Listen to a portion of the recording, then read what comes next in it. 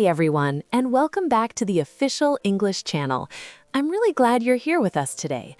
Learning English feels a lot easier when we get to sit together, talk like friends, and tell stories from everyday life.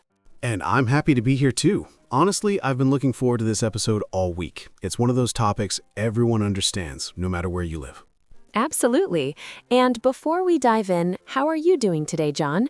You look awake, but there's something in your eyes that says you were up early. You read me well. I'm doing fine, but I'm definitely running on less sleep than usual. Not because I stayed up late, actually I went to bed early, but my kids decided morning should start at sunrise today, maybe even a little before sunrise. Ah, the classic early morning energy from children. It's like they have a built-in alarm clock that no one can turn off. Exactly. They wake up with this full battery. Meanwhile, I open my eyes and wonder why the day is starting so soon. But that's actually perfect for our topic, because today we're exploring daily routines with kids at home. Yes, and this is such a practical topic. Many of our listeners are parents, or maybe they help out with younger siblings, cousins, or neighbor kids. Family routines are full of useful vocabulary, and also a lot of funny moments. And sometimes a little chaos. A little, try a lot. True. But before we get into the stories, we want to give a small reminder. If you enjoy these conversations and you're learning something new, please hit the like button. It really helps more people find our channel. And don't forget to subscribe to the official English channel so you can join us for every new episode. If you have friends who are parents or who are learning English, share this with them. It might help them feel understood. Okay, let's get started with the part of the day that feels like a sprint right out the gate, the morning. The moment the sun comes up and the house wakes up. Or in my case, the moment a small human stands next to my bed and whispers, "Daddy, I'm hungry." You know that tired feeling when you're not even fully awake yet and someone already needs something from you? Very familiar. So the routine begins with waking up. For many people, that means an alarm clock, maybe a phone buzzing. But for parents, the alarm often has legs and calls you by your first name. Exactly. Once I'm awake, we head straight to the kitchen. Breakfast is the first mission of the day. My kids usually want cereal, something fast, but some mornings they ask for pancakes, and suddenly breakfast becomes a big project. Pancakes are great, but they do require a bit of effort. And with kids around, that kitchen can turn into a disaster zone in about 30 seconds. That's very true. The word mess doesn't even begin to describe it sometimes. It's like the cereal jumps out of the bowl on purpose. Milk finds its way to places I didn't know existed. I always tell them, be careful with the milk, but kids and careful don't always go together. And that's all part of the family routine. So after breakfast comes getting dressed, right? Yes, and this part takes patience. You'd think putting on clothes is simple, but with kids, somehow socks disappear. Not both socks, just one. It's like the missing sock universe steals them every morning. I love the mystery of the single missing sock. Every family has experienced that at least once. Every day in my house, we look under beds, behind chairs, inside toy boxes. Finally, when we find both socks, shoes come next, and even that takes time. Sometimes my son puts his shoes on the wrong feet. He looks proud, and I have to gently explain why it feels uncomfortable. It's sweet, though. Those little mistakes are adorable, even if they slow down the morning. Very true.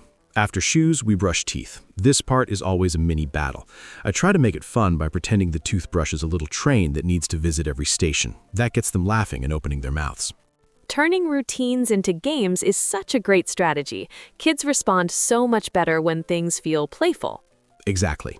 After that, we grab backpacks, make sure homework is inside, and we head to the car. The drive to school is usually quick. I say things like, "Have a great day, be kind, listen to your teacher." Then they hop out and run towards the entrance. And then the car becomes quiet, almost too quiet. Yes, the silence feels strange, but peaceful. It's like the world finally takes a deep breath.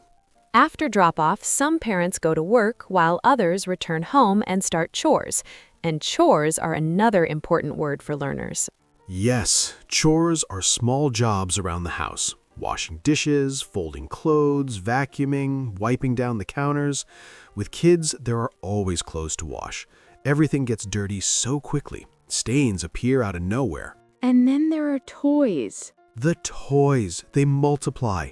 You pick them up and 5 minutes later, they're everywhere again. I always tell my kids, let's clean up together. Put the toys back in the box. And we usually sing a simple cleanup song to make it more fun. See, you really are a fun dad. Singing while cleaning? That's impressive. It's self-defense, really. If I don't make it fun, nothing gets done. So, after chores, the next part of the day is when the kids come home from school. That's usually the afternoon routine. Yes, and when they get home, the first thing they say is, "I'm hungry," even if they just ate at school. They walk through the door and head straight to the kitchen. So I give them a snack, fruit, crackers, something light. Growing kids are always hungry. It's amazing how much energy they burn. Definitely. Once they've eaten, homework starts. Some days they're focused and everything goes smoothly. Other days, not so much. They get frustrated. They say math is too hard or they don't want to read. So I use our rule, homework first, fun later. That works for adults too, honestly. Finish the work, then enjoy the reward. Exactly. After homework, they get free time. They might run around in the backyard, ride their bikes, build something with blocks, or watch a little bit of TV. And while they play, you start preparing dinner, right? Yes, cooking for a family can feel like a big job, especially when everyone likes different things. I try to cook healthy meals, chicken, vegetables, rice, pasta, but getting kids to eat vegetables is its own adventure. I know a lot of parents struggle with that. Kids seem to have a natural radar for green foods. Exactly. My daughter looks at anything green and says, "Nope." So I sometimes sneak vegetables into sauces. Carrots in the pasta sauce, spinach in the soup. They never notice.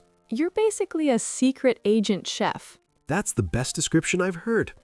After dinner, we sit and talk about their day. It's one of my favorite moments.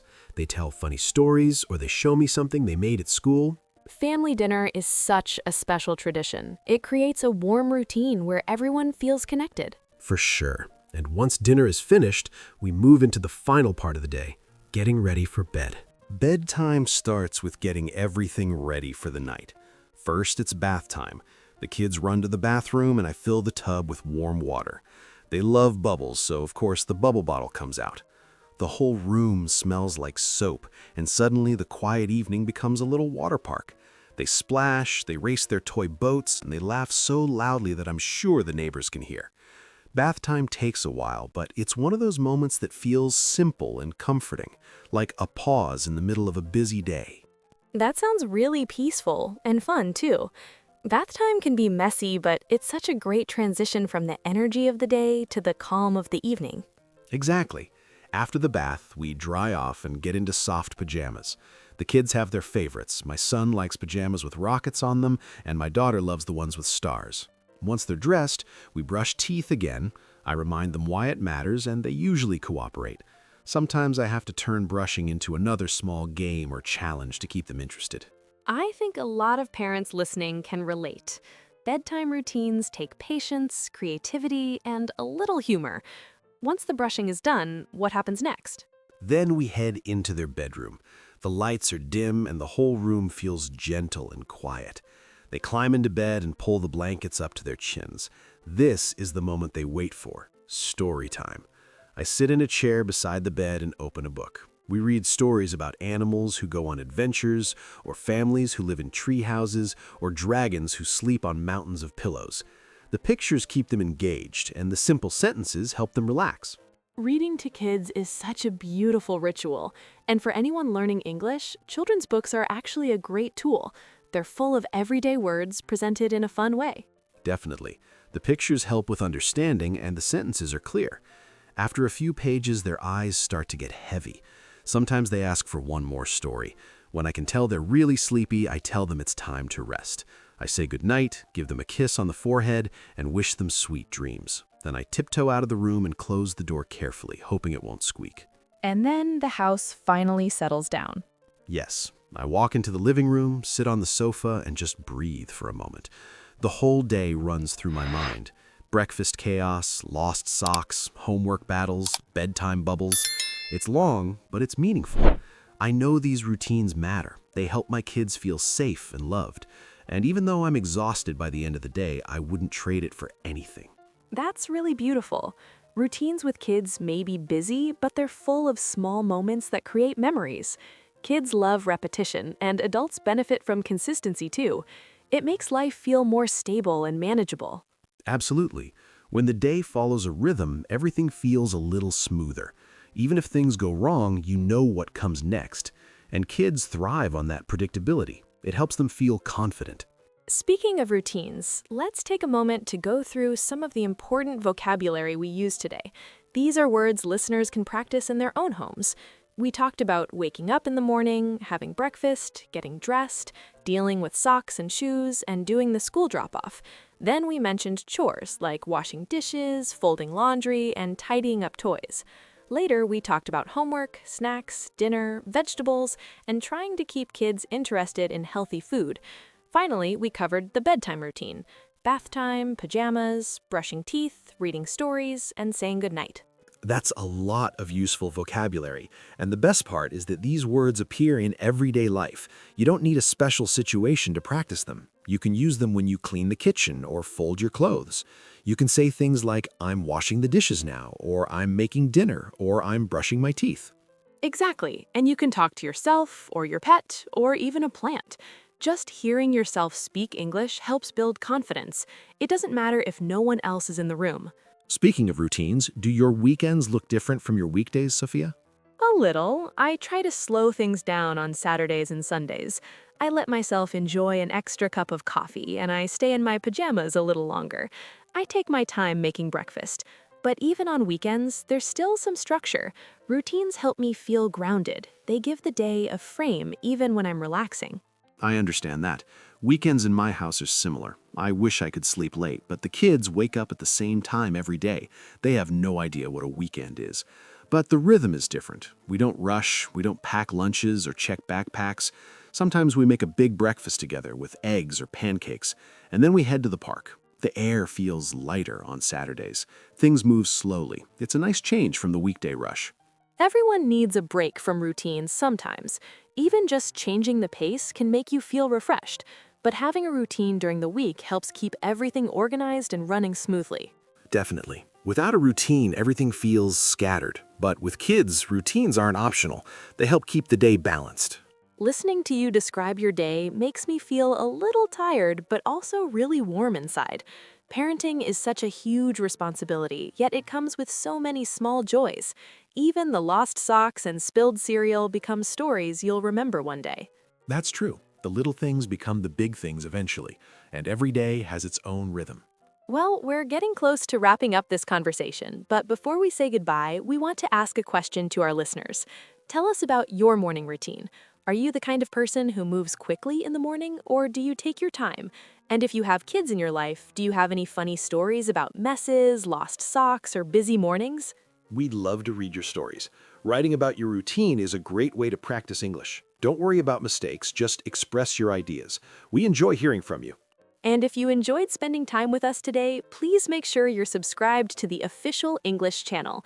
Share this podcast with friends and family who might enjoy learning English in a simple, friendly way. Thank you so much for joining us. We hope today's conversation helped you learn new vocabulary you can use every day. Have a calm and organized day wherever you are. And good luck with your routine. See you next time. Bye, everyone.